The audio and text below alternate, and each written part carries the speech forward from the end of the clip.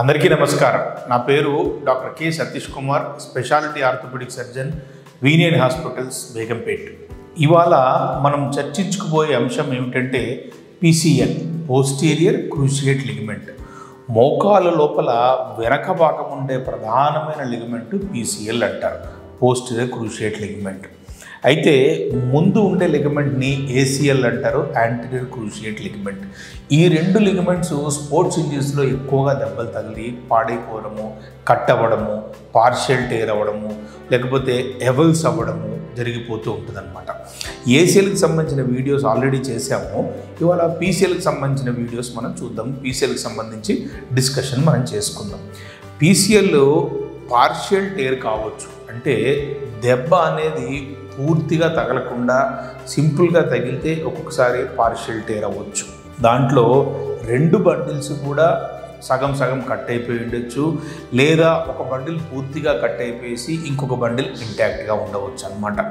యాంట్రో lateral bundle, పోస్ట్రో medial bundle అని రెండు రకాల పీసీఎల్ బండిల్స్ ఉండే అవకాశం ఉంది. కాబట్టి తర్వాత ఒక్కొక్కసారి ఈ ఫిమోరల్ సైడ్, పై ఎముక సైడ్ అటాచ్మెంట్ కానీ కింది ఎముక సైడ్ అటాచ్మెంట్ కానీ ఒక ఎముకతో పాటుగా పెచ్చులాగా ఊడి వచ్చే అవకాశం ఉంది. దాన్ని ఎవల్షన్ ఫ్రాక్చర్ అంటారు. యూజువల్గా టిబియల్ సైడ్, కింద ఎముక సైడ్ మాత్రమే ఎక్కువగా ఎవల్షన్ ఫ్రాక్చర్ అయ్యే అవకాశం ఉంది అనమాట.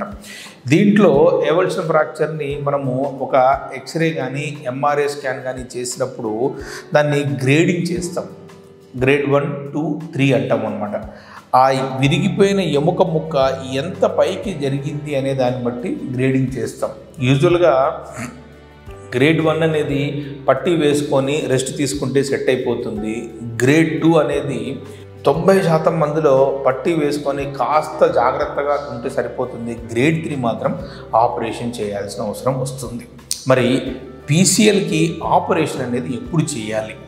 ఎవల్స్ అయినప్పుడు చేయాలా, పార్షియల్ టేర్ అయినప్పుడు చేయాలా, ఫుల్ టేర్ అయినప్పుడు చేయాలా, అసలు పీసీఎల్కి ట్రీట్మెంట్ ఎన్ని రకాలుగా ఉంటుంది, ఎన్ని రకాల ట్రీట్మెంట్స్తో లాభ నష్టాలు ఏమేమి ఉన్నాయి, ఎప్పుడు ట్రీట్మెంట్ చేయించుకోవాలి, ఎప్పుడు ఇంజెక్షన్ చేయించుకోవాలి, ఎప్పుడు ఆపరేషన్ చేయించుకోవాలి అనే విషయాన్ని కూడా మనము అబ్జర్వ్ చేద్దామన్నమాట. ఫస్ట్ పీసీఎల్ ఎట్లా టేర్ అవుతుంది అంటే యూజువల్గా స్పోర్ట్స్ ఇంజరీస్లో కానీ, స్పోర్ట్కు సంబంధించిన యాక్టివిటీ అంటే బైక్ రేసింగ్ చేసేటప్పుడు కానీ, లేకపోతే కార్ రేసింగ్ చేసేటప్పుడు కానీ, లేకపోతే రోడ్ ట్రాఫిక్ యాక్సిడెంట్లో కానీ, మనిషి ఫాస్ట్గా మెట్లు దిగుతూ వచ్చి అమాంతం మోకాళ్ళ మీద పడితే మోకాలుకి తగిలిన దెబ్బ వల్ల మోకాలు ఎముకకి దెబ్బ తగిలడం వల్ల మోకాలు వెనక్కి వెళ్ళిపోవడం వల్ల కూడా ఇది పీసీఎల్ టేర్ అయ్యే అవకాశాలు ఉన్నాయన్నమాట. ఇమ్మీడియట్గా దీనిని మనము ఎట్లా గుర్తుపట్టాలి? యూజువల్గా విపరీతమైన పెయిన్ వస్తుంది, కొంచెం వాపు ఉండే అవకాశం ఉంది, అడుగు పెట్టడం చాలా ఇబ్బంది అవుతుంది, కొంతమందిలో మోకాలు మడుచుకోవడం, చాపడం కూడా ఇబ్బంది అవుతుంది దెబ్బ తగిలిన తీవ్రతను బట్టి. ఇక్కడ మనం అబ్జర్వ్ చేసుకోవాల్సింది ఏమిటంటే మోకాలు ముందు పక్కన నొప్పి ఉందా, సైడ్లలో నొప్పి ఉందా, వెనక పక్క నొప్పి ఉందా అని మనం చూసుకుంటే దాన్ని బట్టి ఏసీఎల్ కట్ అయిపోయిందా, పీసీఎల్ దెబ్బ తగిలిందా అనే విషయం క్లియర్గా తెలిసే అవకాశాలు ఉన్నాయి. సో అటువంటి పేషెంట్లకి ఇమ్మీడియట్ ఫస్ట్ ఎయిడ్ ట్రీట్మెంట్ ఎట్లా ఇవ్వాలి? ఏ ఆర్థోపెడిక్ ఇంజరీ అయినా కానీ మనము ఫస్ట్ చేయాల్సింది ఏమిటంటే రెస్ట్. తర్వాత దాన్ని కాస్త కదలకుండా అక్కడ దొరికిన అట్టపెట్టెతోటి కానీ, చిన్న పట్టీతోటి కానీ, బ్రేస్ తోటి కానీ, ఏది దొరకకపోతే ఒక న్యూస్ పేపర్ని 4-5 ఫోల్డ్స్గా చేసి కాస్త స్టిఫ్గా చేసేసి దాని చుట్టూ ఒక బ్యాండేజ్ కడితే ఏమైపోతుందంటే అక్కడ ఆ తగిలిన భాగము, దెబ్బ తగిలిన భాగం కదలకుండా ఉంటుంది.